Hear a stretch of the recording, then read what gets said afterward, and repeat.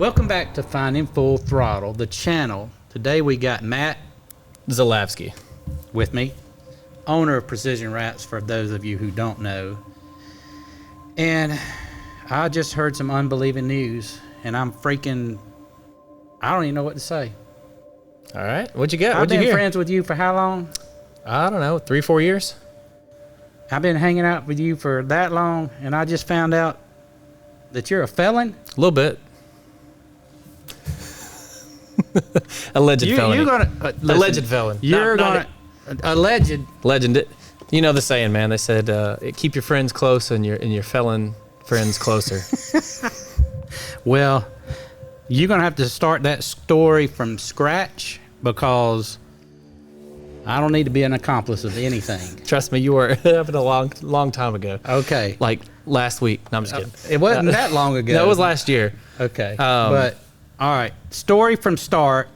Just set it up. I mean, you're going to North Carolina to a podcast, right? Funny enough, yes. I got invited to... Hold on. Did you get stopped on the way over here? I did. No. I ran. Sure? You were late. You were late.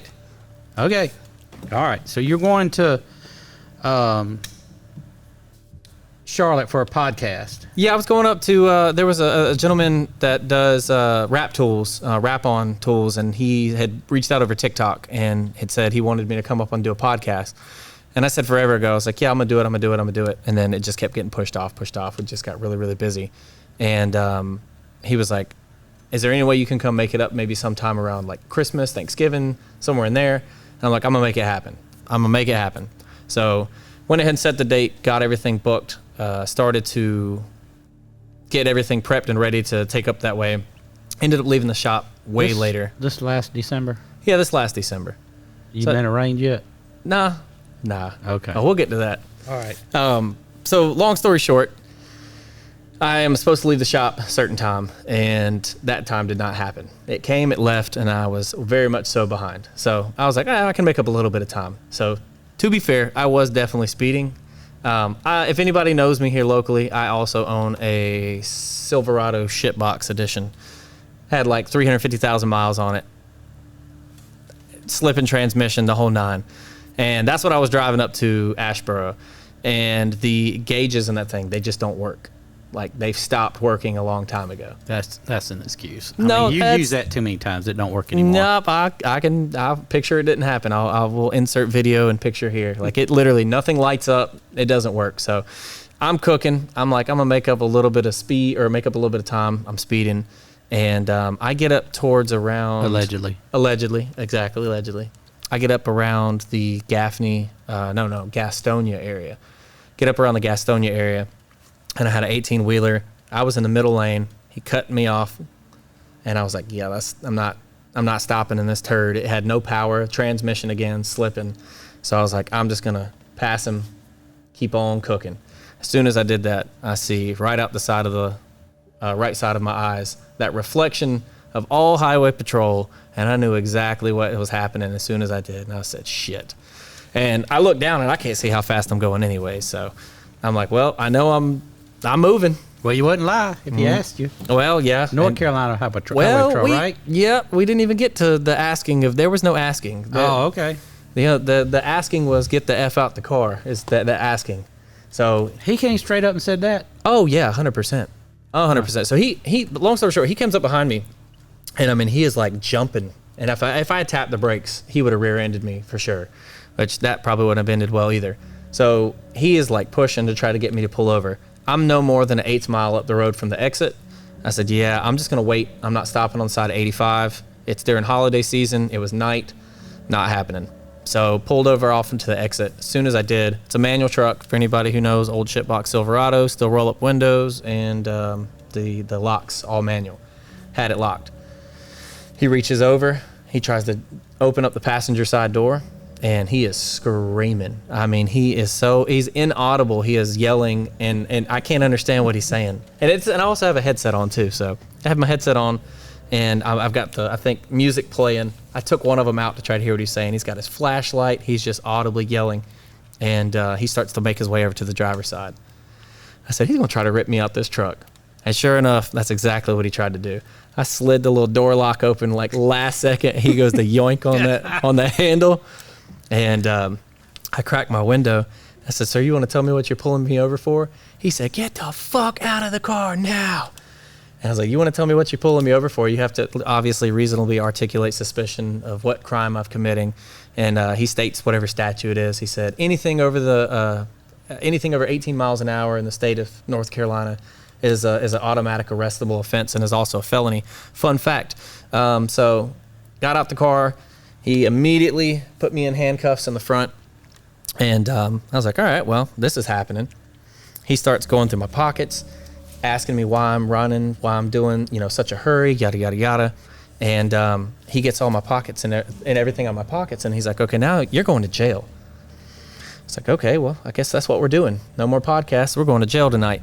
Well, as he's pushing me back to the cop car and yelling at me, giving me the you're better than this. I don't know why you're doing this. The whole dad talk, disappointed son. Is he calmed down by this point? Oh, no, he's very, very, very irate. And then he's about to put me in the back of the cop car. And I said, hey, man, this is probably a bad time to tell you, but I'm also carrying.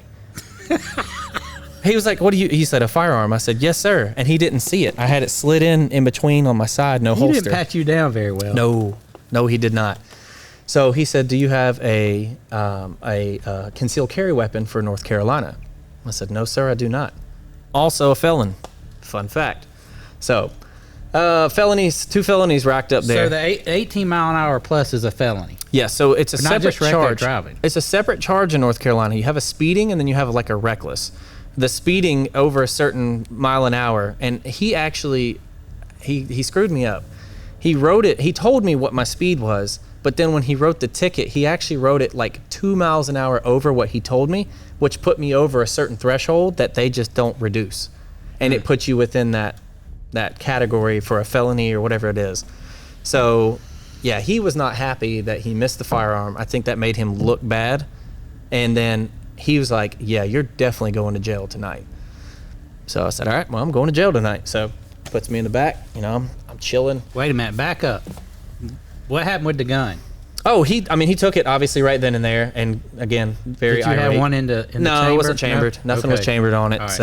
So North Carolina's got a crazy law with concealed or carrying a weapon. Correct. Which to me makes no sense at all. You have to have it on the seat beside you. We're gonna get to that. We're gonna get to that, right? Yeah, we're gonna get to that. Okay. So I get in the back of the cop car, and as I'm on my way in, he said, "You look like you're on narcotics." And I had the same reaction to him.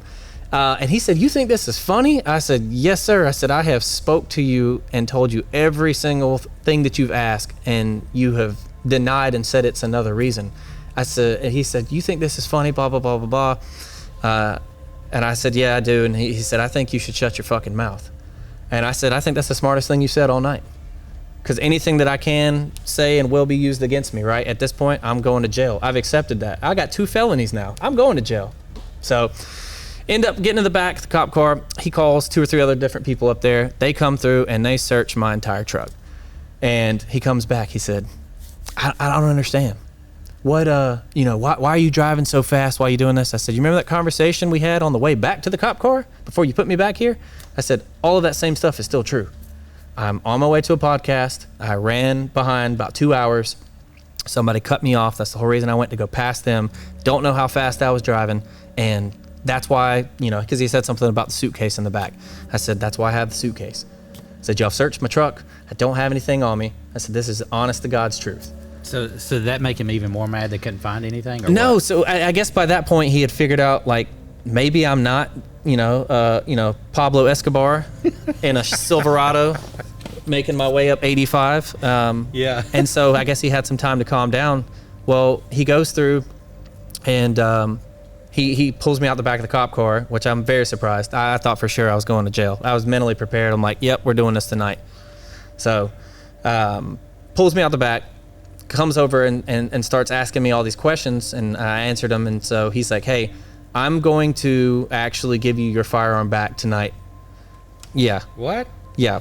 So I didn't have to go through the state to do all that, and I don't know why he did that, but I'm very, very grateful. So obviously that was a charge right there that was not I think one of the other cops probably told him they probably backed him down off some stuff because he was making irrational decisions. I mean, obviously you had a gun, that would have been scary. Yeah, but you're supposed to de-escalate the situation. Right. And he was escalating from moment one. Right. So I don't know if it was that or the fact that I told him and maybe it looked bad, and I don't know. And it would have been on camera because I was in front of his patrol car. Yeah.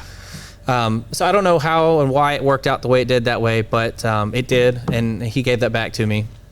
And so, and then he cited me for the other 2 violations, for the reckless and the speeding.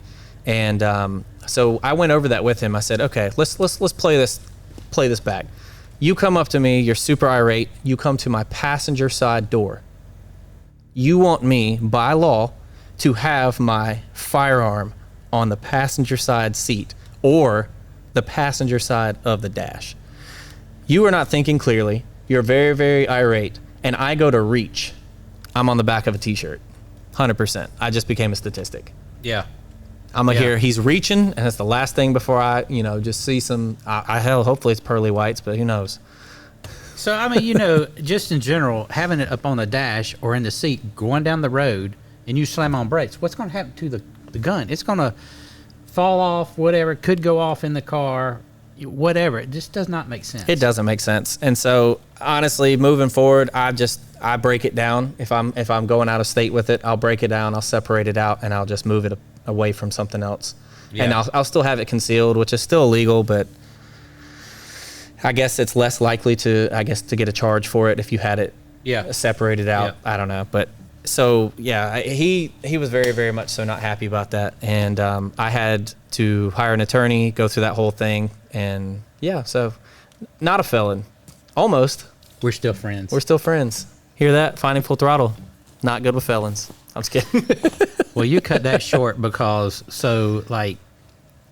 that was, how long did that process take from, once you got your ticket, an attorney, and all the stuff that goes along with it? Did you have to go to court, or he took care of all that for you? So the attorney took care of everything. It happened in November, December time, and then I think everything was finalized around end of April, May. Okay. So not too terribly long. So what could have happened if, I guess you were already guilty, right?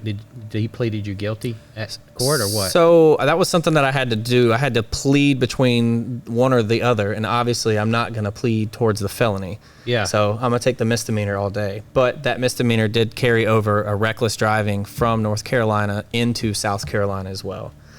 So your insurance going up? Possibly. It's only if they, pull it or see it. And that happened a while ago, and luckily, so far, hasn't happened anything. Right. So, people like Rob, if you're watching this, I need some insight next time. Yep. So all that's expunged now? As far as felony, that's all expunged, but I do have the misdemeanor reckless on my record for North Carolina, and then that also does carry over to South Carolina. But I'm no stranger to reckless driving, so I've had we know. I think I've had 8 my entire life. What? Yeah. Did you ever lose your license? Close. I had 1 point at one point in time. I think I was 19 or 20. So, other side note, my in-laws absolutely despise this. I was getting reckless driving, and I have to pull up this picture. I'm gonna give it to Wayne so he can post it up. I have a entire toolbox full of tickets that I got. I was getting safe driving bonuses from Allstate while having 1 point on my license. And my in-law she threatened to snitch and say that she was going to call and tell him how reckless I drive so I didn't get a check.